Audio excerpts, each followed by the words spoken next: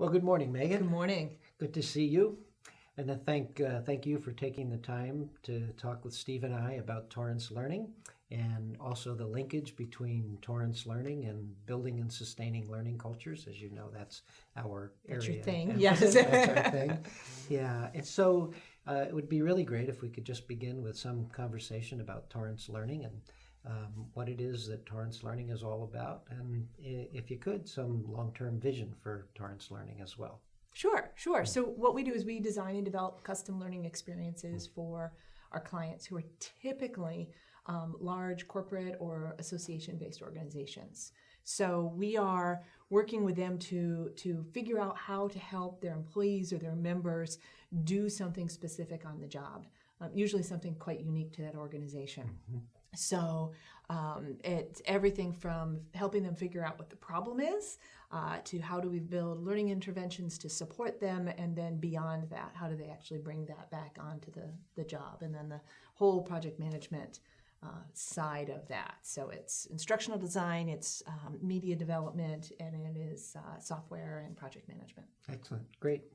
And so since the last time we were here at Torrance Learning, it appears as though Torrance Learning has grown considerably. I mean, there are many more desks. There's a lot of desks. Yeah. So tell us a little bit about what accounts for that. What's going on with you guys that there's so many more bodies and brains? More bodies and brains. Yeah.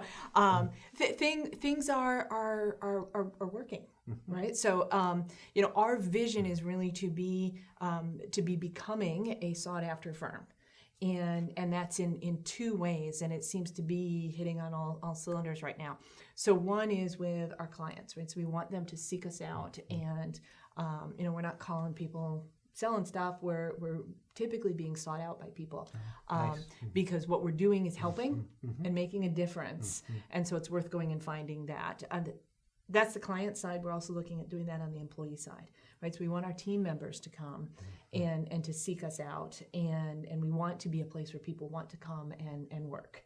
So those two things are big, and then the becoming part, right? We want to be becoming, and that word choice, while difficult to say, is deliberate. We want to constantly be working at it. It's not a place that we are or will ever have arrived at. We will constantly be working at learning and growing and being better. That's great. And that fits really well into what Jim and I talk about as a learning culture, an environment where people are collaboratively learning, continually developing their knowledge and skills and competencies to help their organizations be successful. And we think that's really important in the world that we live in today. Could you say how Torrance Learning contributes to creating that kind of learning culture? Sure. So there's one way to look at what we do for our clients, in that we provide formal learning experiences. It's training. You come, you learn, you leave. And that's really the narrow view of it. What we hope to do, and in our best engagements, what we are doing is we are providing that formal piece, that official, this is, how do I do this? But also the supports that help bring that back to the job and make that real. So how are we supporting managers in supporting their people? How are we supporting them in terms of on-the-job performance and reminders and tools and techniques and supports that make that happen? And a lot of times it's not a training answer to why are these group of people not doing something on the job? There's tools and motivations and structures and reasons why I do something a certain way. So the extent that we can work into creating a culture and not just providing a piece of training that you stick in your learning management system, that's really where we're able to function best. So you really start with what's the performance problem? Yes. And then how do we solve that problem? What's the best way to do that? Yeah. And we tie that performance problem to the organizational goal, right? So it's not just, we need them to do X or check this box. It's, what's the goal? What do people need to do to achieve that goal in really concrete terms? Not what do they need to know or understand or have a deep and abiding awareness of. What do they actually do, and what does that look like? And then how do we support them in doing? And it sounds like you also engage managers, that you mentioned. Really important to engage managers. How do you see that? Well, there's a few things that manage, right? So probably the biggest, aside from just forgetting what I learn in training, right? As soon as I walk out of the training room or close the window, I start forgetting what I've just learned. And that's a good thing. Our brains would go crazy if we didn't. But beyond that, the single biggest impediment to applying something on the job tends to be managers. Managers give you the space to go to training. They create the environment in which you work. They go to bat for you when you need the tools and processes. And that they set that subculture, that mini culture for their team. So that's a key piece. So with managers, we're either providing them the information and supports. We're not just training their people, and then there's a conflict if we haven't supported the managers. Coaching playbooks. How do I engage with you one-on-one about this? How do I coach you one-on-one? How do I bring this up with the whole team? How do we all kind of muddle through and learn after the learning and on the job, and things like that. Okay, Megan, this fits so nicely into our understanding of the differences between a training culture and a learning culture. You know, as you know, billions of dollars are wasted every year in training. And Steve, my good partner here, tells me that less than 15% of what is learned in training actually gets applied. So our emphasis, and it sounds like yours as well, is really building a learning culture or building learning interventions that are aligned with what's important to the organization. Do you want to say any more about that, about how you do that? And you've said quite a bit about management and leadership and the support of all of that. Are there any other things, any other pieces you think are important to share here? You know, I think there's a few things, right? So you've got the managers, you've got the individuals, there's their tools and their supports. There's the you can't just throw something out there and say, "Go, we're done, next project," right? So being able to gather that data and finding out what's going on and bringing a continuous improvement and iterative improvement process to that is really important. So it's never done, right? It's growing and evolving itself, right? Each time you do something, but then I think that there's mindset and intention around it too, and how do we provide supports for that? So and give people the pause to be able to apply and think and really kind of wrestle with some issues. I know you use a process that I think encapsulates all of that, which is called LLAMA. Could you tell us about LLAMA? Maybe give a client example where you've applied LLAMA. Sure. Okay. So LLAMA stands for Lot Like Agile Management Approach. And so we're instructional designers, so we make things easy for people to remember and catchy. You'll never forget llamas. Right? I will never forget llama. So what we did was we adopted and then adapted what the software industry is doing with Agile project management. We made it specific to instructional design and development and human performance projects by tying in some very important behavioral and instructional design processes, as well as accounting for the way in which typical instructional designers work. But LLAMA is really, it does a lot of things, but it helps us manage an iterative process.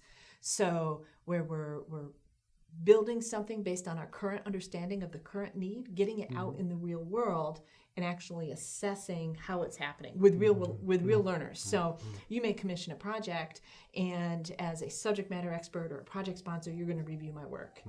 And that's totally typical in our industry, right? But that's useful. I need that. I need you to tell me where I have it right and where I don't have it right. But what I also need to do is give it to a learner and say, okay, can you actually learn from this? Yeah. And actually, I don't really care if he learns from it. Can you do what we want you to do, having been through this experience, right? That's a nice distinction. It is a huge distinction. I don't care what's in your head. I care what you can do. Yes. I mean, I care what's in your head, but and your heart. But I want to know, and by doing that, you teach us more about the problem that you asked me to solve, and we can make the product better. So.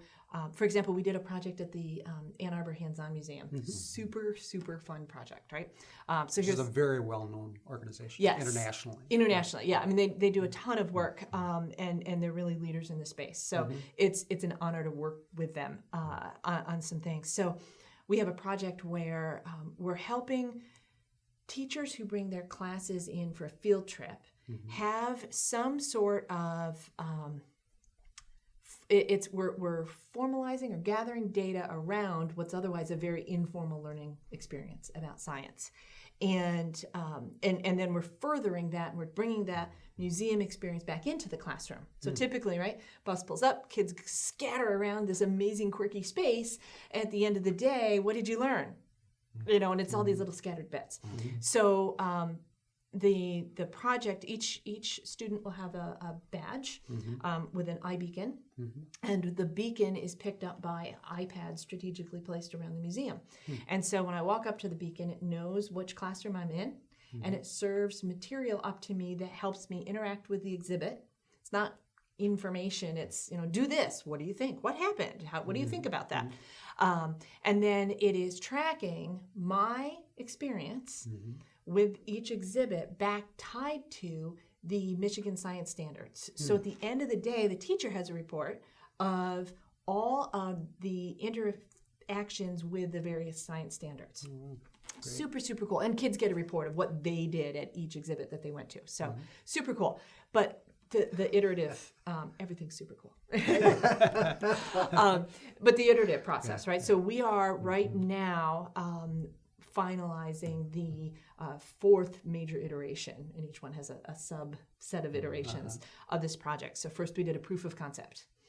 And we used RFID instead of beacons, right? So we used RFID, we were testing it out, we learned RFID doesn't work, but the concept works. Teachers are really geeked about it. Kids don't actually care that the iPad knows who they are because every piece of technology they touch knows who they are. So that was completely, which was an interesting, right? So it helped us refine our problem. And we tested with actual kids. We then had two more rounds of testing, where we changed the RFID to the beacon, one where we just watched groups of kids interact as opposed to one-on-one, because field trips come, they have groups of 4 to 5 kids that travel the museum in a pack. That's nice. They break up the classroom. And now we're in our first production scale. We've got 20 exhibits going. By late fall, early winter semester, you'll be able to bring a classroom in and use the experience, and we'll learn from that before we scale up to probably about 150 exhibits. Right. And that both the process that you used and the technology, you can easily see how that would apply to like a manufacturing or healthcare or another place where employees, it's on-demand learning, right? It's on-demand. It's tailored to me, right? So at the museum, I go up and it knows what group I'm in. Am I in 3rd grade, 4th grade, or 5th grade? It serves me the right curriculum. Ultimately, we'll be able to add, the history of science and Michigan inventors and all these layers, right? So healthcare and manufacturing environment, I go up to a piece of equipment, I walk into a particular room, it knows who I am, it knows what my learning experiences have been and also what my performance experiences have been and what has changed. And it can react and be very personal and built in, right? So then the learning is almost stealthed. Yeah, and if they have a learning management system, it can feed into that learning management system. And that's really what, it used to be very siloed, and learning management systems didn't talk to anything else, and nothing else talked to them. And now we're looking with the Experience API, the ability for those systems to all talk to each other and be so much more supportive of employees. Oh, wonderful. I'd like to tie together two things that you have talked about here. One is the iterative process. You've used that term iteratively. Yes. and the badge and the feedback system. So it seems to me the application of this, as Steve has said, in a manufacturing environment or a performance environment, really allows for immediate feedback to the performer, and also allows for an iterative learning process to be applied. As long as that feedback isn't being used for punitive purposes, if it's part of the learning culture, that feedback system is built in for learning and continuous improvement. I see the linkages between those two things is really important. It's huge. But interestingly, right, that concept of using feedback to improve rather than as punitive really depends on the organizational culture supporting that. Right? Are we here to punish you into performance? That's right. We're here to lift you into performance and help you grow. And I think that's it doesn't exist itself in a vacuum. Yes, that's right. And that addresses what you talked about earlier. I mean, the importance of having leadership and management fully behind the effort and understanding what a learning culture is. Yeah, absolutely. Any other examples that you can that demonstrate that kind of learning culture application with clients? Yes, or yeah. You know, we're actually, it's funny, I have a meeting this afternoon with very senior leadership of one of our clients who cares very deeply about the onboarding of their new supervisory staff. And we've worked with them on several projects around how do we support leaders in the organization, first line leaders and on up. And what's been interesting, right, so we have formal learning experiences, tying it to the organizational culture and their values. We have very informal club, like cohort experiences that let us talk about the experience of being a leader in the organization and what does that mean and how does that actually operationalize. Wow, that's great. A huge commitment. And then they're going now and saying, okay, onboarding, how do we do this? We had a listening session last week on site. We brought in 20 leaders. Some had been leaders for 20 years and some had been leaders for 20 days. And in all pieces of the organization, they committed 4 hours to our listening session. And we listened to what it takes to be successful, how can they be supported, and that's our senior leadership meeting tonight, or this afternoon, is how can we support these leaders? And interestingly, what we figured out, it's not just a training answer. Right? We're not just going to teach them to be better learners. We're going to support the managers of managers in supporting their new managers. We're going to help the team members who work for a particular leader know what to expect and how to be led successfully. Right? So it's a multifaceted thing. We're going to make tools available point of need without making, this be a big, pile of data or everything stuck out on some sort of hard drive somewhere. Oh, it's on the hard drive. Go get it yourself. Right? How do we support each other? And we even talked about, you're working night shift, and do you have a phone a friend? Is there another leader who's on call? I mean, think about it. You call your doctor's office. They're not there at midnight, but somebody is. And we were, do you do that? So there's lots of ways to support people. That's very nice. Moment of need. And it's an actual human. Right. Megan, this is so encouraging. And so many times Steve and I will encounter clients who say, well, this learning this is nice, but we really don't have time for that. It takes away from the real work, and we know the value and the importance of doing it. I wonder if you can share with us some insights about how you use these same concepts right here at Torrance Learning. How do you build the learning culture here? How do we build? Yeah, it's very meta, right? How do we build the learning culture that supports learning cultures? Yes. It starts with mindset, right? So we recruit for people who are interested in learning, who are interested in seeing how their skill set applies here and what they can learn from us, as opposed to people who can prove to us just how awesome they are. So that recruiting process is huge. Once here, new hires have a buddy who can help show them around, and they're there for all those little kind of so where do we keep the coffee kind of questions, because coffee is really important. That's day one.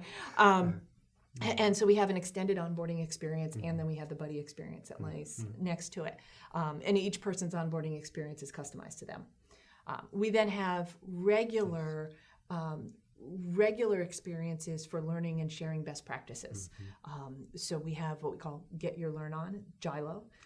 We do that every couple months, and this is a different topic every few months. And we bring in an outside expert, and we share best practices within the team. And often that outside expert wants to listen what we're doing. And so we're sharing that all around. And that helps us, infuse new ideas as well as make sure that good ideas over here are being translated over here. So that's really important. We have Llamaventions. So back to our llama, right? So if you're having a project crisis, or you need to wrestle with something, you can call a Llamavention, which is kind of you're bringing in your peers. We have Llamaspectives. So those are, I'll back up. An agile project does retrospectives on a regular basis. They look back at not just how is the product doing. So every time I ship a product to review to a client, we're also taking that pause to look at our own work processes and project health. And we're developing actually a project health matrix or assessment. So we have those within a project. The Llama Spective is across projects. How are the really awesome things that you've figured out in terms of budgeting or estimating or working with a particular, I mean, it can be as granular as working with a particular voiceover artist to as large as how are we supporting the culture and development of our course developers.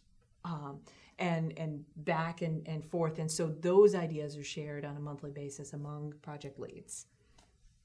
So we do a lot of learning. Seems like a lot of meetings, but it's not. They're learning. Yes, They're learning. That's how you facilitate collaborative learning. Yeah. You have to Speaking bring of people together. meetings and people coming in Yes. learning from you, I've had the opportunity to participate in one of your early morning meetings, which I thought was just fabulous. But it is such a good demonstration or example of the collaborative process that takes place here. And what I really enjoyed about hearing and seeing that were people, stepping up and saying, "Hey, I can help with that." That was very cool. It takes two sides, right? It takes the vulnerability to say, "I can't figure this out. I need help." Yes. And the somebody to say, "I can help." And that two pieces, and it's the culture too, right? You don't get penalized or punished for needing help. Yeah. In fact, we'd rather you ask for help when you need it, ask great questions. That's actually the secret to getting a good job here is to ask really good questions in your interview, like the quality of your questions. That QOQ is something that's really important for us. And we do, so we have our daily meetings, and then we have once a year, we have our downloads. Right? So we bring in all sorts of people, and we share information, but we learn and we build a community of fellow learners across a wide variety of folks. So It sounds like you really send a strong message to new employees or all your employees that learning is important and that you're open to them trying things in order to learn from them. Yes, and it means there's right. So there's a few things that go into making that work, right? We were saying nothing's ever simple, right? It's always much more complex, the culture than it just seems, right? It's got to be, it needs to be okay to try and to not know and to maybe make some mistakes, and we don't scream at you when that happens. But it also means we have to be providing challenging enough experiences to grow and stretch into that with support. So if it's not a stretch, then there's no reason to learn. You're just doing the same thing every day.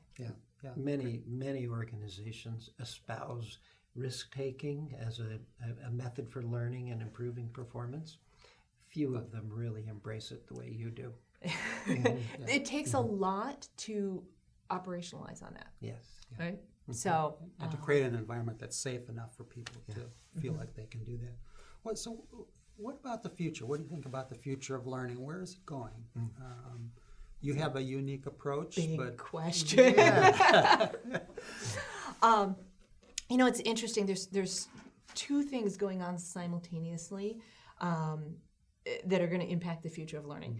And I think that, and they're two, they're big things. It's not mobile, it's not video, it's not, specific techniques and tools, right? They're bigger than that. So one is the work and the thinking that's going on right now on learning cultures, right? We're now realizing you can't just stuff people's head full of knowledge. It will fall out of their heads, and it's not effective. And so you need to build that culture, and the organization needs to hum around that. So that's that on one side. On the other side, that serves that is the breaking down of barriers technologically. So the infrastructure and the ability for one system to talk to another, right? So traditionally, learning has been this silo in an organization, right? And learning is different than marketing, it's different than operations, it's different than legal, it's different than all these different departments, it's different than sales. And they don't necessarily understand each other really well. In fact, I've talked to learning teams who say, I can do anything, but don't make me talk to IT. As soon as I have to involve IT, it gets complicated and difficult.